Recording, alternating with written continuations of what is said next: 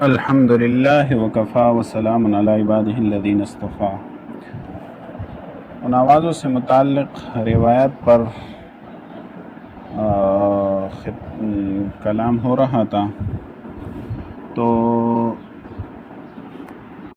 نعیم بن حماد کی کتاب الفتن میں حضرت حجاج ارتاد سے روایت ہے کہ لوگ منی اور عرفات میں ہوں گے تو ایک منادی قبائل کے اختلافات کے بعد آواز لگائے گا کہ خبردار، تمہارا امیر فلاں شخصیت ہے۔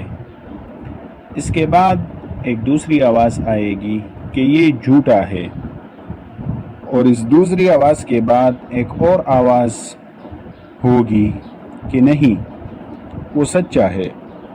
اس دوران سخت خونریز جنگ ہو جائے گی، یہاں تک کہ لوگوں کے درمیان قتال شروع ہو جائے گا۔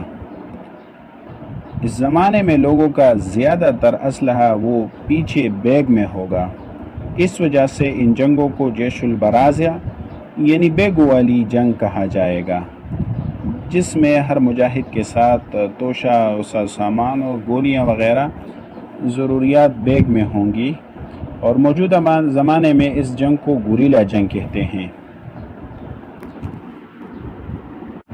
اس دوران آسمان میں ایک ہتھیلی نما نشان ظاہر ہوگا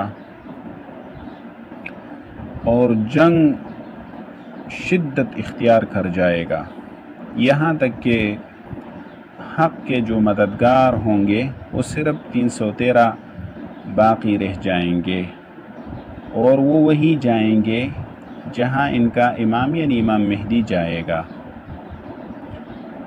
اسی طرح کتاب الفتن میں امام زہری رحمہ اللہ سے روایت ہے کہ جب منادی آواز لگائے گا جو نہ تو انسانوں کی آواز ہوگی نہ ہی جنات کی، اس میں یہ ہوگا کہ فلاں کی بیعت کرو۔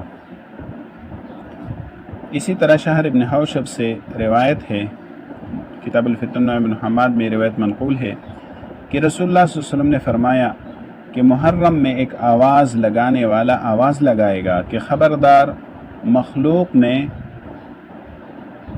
اللہ تعالیٰ کا بہترین شخص فلاں ہے، اس کی بات سنو اور اس کی اطاعت کرو۔ یہ آواز جنگ والے سالوں میں ہوگی۔ اسی طرح کتاب الفتن میں سعید بن مسیب سے روایت ہے کہ مسلمانوں میں تفرقہ اور اختلاف ہوگا، اس دوران آسمان سے ایک ہتھیلی نما نشان ظاہر ہوگا اور ایک منادی آواز لگائے گا کہ خبردار، تمہارا امیر فلاں شخص ہے۔ بہار میں حضرت باقر سے روایت ہے کہ اہل مشرق اور اہل مغرب کے درمیان اختلاف ہوگا، اہل قبلہ کے درمیان بھی اختلاف ہوگا، اور ان سالوں میں مسلمانوں کو زیادہ سختی، شدت اور خوف لاحق ہوگا۔ ان حالات میں امام مہدی آواز لگائے گا، امام مہدی نہیں بلکہ ایک منادی آواز لگائے گا، جب تم لوگ یہ آواز سنو تو پھر نکل جانے کی تیاری کرو اور نکل کر امام مہدی کے ساتھ ہو جاؤ۔ کتاب الفتن میں حضرت ابن شہاب زہری سے روایت ہے کہ آل ابی سفیان ثانی موسم حج کا امیر ہوگا، اس کے ساتھ ایک لشکر بھیجا جائے گا۔ اس دوران آسمان سے ایک منادی آواز لگائے گا کہ تمہارا امیر فلاں شخص ہے، اور زمین سے ایک منادی آواز لگائے گا کہ یہ جھوٹا ہے۔ پھر دوبارہ آسمان سے ایک منادی آواز لگائے گا کہ نہیں، یہ سچ ہے۔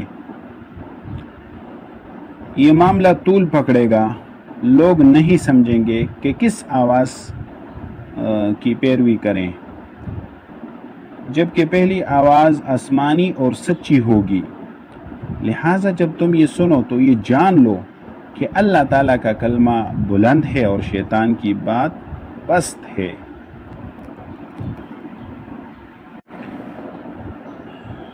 اور ایک روایت جو طویل روایت ہے نعیم بن محمد نے کتاب الفتن میں امام زہری سے نقل کی ہے کہ اس سال 2 قسم کی آوازیں ہوں گی۔ پہلی آواز میں یہ ہوگا کہ تمہارا امیر فلاں شخص ہے، دوسری آواز والا یہ کہے گا کہ نہیں، اس نے جھوٹ بولا۔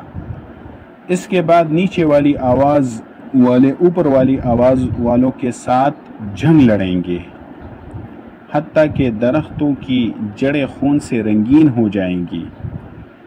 اس دن کو عبداللہ ابن عمر رضی اللہ عنہ نے جیش البرازع سے مسمى کیا ہے، کیونکہ اس جنگ میں شریک افراد اپنے برازع یعنی جنگی بیگوں کو بطور ڈال استعمال کریں گے۔ اس دن آسمانی آواز کے پیروکاروں کی تعداد صرف 313 ہوگی۔ اللہ تعالیٰ ان کی مدد کریں گے۔ یہ افراد اور یہ لوگ اپنے صاحب یعنی امام مہدی کے پاس آئیں گے اور ان کو کعبہ کے ساتھ ٹیک لگائے ہوئے پائیں گے۔ وہ عمارت کے خوف کی وجہ سے ان کے شانوں کا گوشت ہل رہا ہوگا اور امام مہدی عمارت سے پناہ مانگ رہے ہوں گے، مگر لوگ ان کو بیعت پر مجبور کریں گے اور زمین سے نکلنے والی آواز والے شام چلے جائیں گے۔ وہاں جا کر کہیں گے کہ ہم نے ایک ایسی قوم سے قتال کیا جو اس سے پہلے ہم نے نہیں دیکھی تھی، وہ ایک مختصر سی جماعت ہوگی۔ اسی طرح سعید بن مسیب سے روایت ہے کہ ایک فتنہ ہوگا جس کی ابتدا بچوں کے کھیل کود سے ہوگی۔ جب بھی یہ فتنہ ایک طرف سے بند ہوگا تو دوسری جانب سے شروع ہو جائے گا، کھل جائے گا۔ یہ فتنہ ختم ہونے کا نام نہیں لے گا، برابر مزید بڑھتا رہے گا، یہاں تک کہ آسمان سے ایک آواز لگانے والا آواز لگائے گا کہ خبردار تمہارا امیر فلاں شخص ہے۔ اسی طرح سعید بن مسیب نے اپنے دونوں ہاتھوں کو سمیٹ کر واپس کھولتے ہوئے 3 مرتبہ فرمایا کہ یہی امیر برحق ہے، اور ایک روایت میں یہ فرمایا کہ یہ آواز تمام زمین پر سنائی دی جائے گی اور ہر زبان والے اپنی زبان میں اس آواز کو سن پائیں گے۔ تو سعید بن مسیب کی روایت میں شام میں بچوں کے ہاتھوں اٹھنے والے فتنے سے شاید یہ مراد ہو کہ 2011 یعنی مارچ 2011 میں شام کے شہر درعا میں جو فتنہ رونما ہوا، جس کی ہر طرف سے روک تھام کی کوششوں کے باوجود یہ فتنہ تمنے کا نام ہی نہیں لے رہا، ایک طرف سے خاموش ہو جاتا ہے تو دوسری طرف سے پھر سر اٹھا لیتا ہے۔ اسی طرح اور اس زمانے میں بادلوں کی سخت کھڑک والی آوازیں بھی سنائی دیں گی جن سے لوگ سخت گھبرائیں گے، بہت گھبرائیں گے، اور بہت سے لوگ اس قسم کی آوازوں سے بے ہوش بھی ہوں گے۔ واللہ اعلم بالصواب۔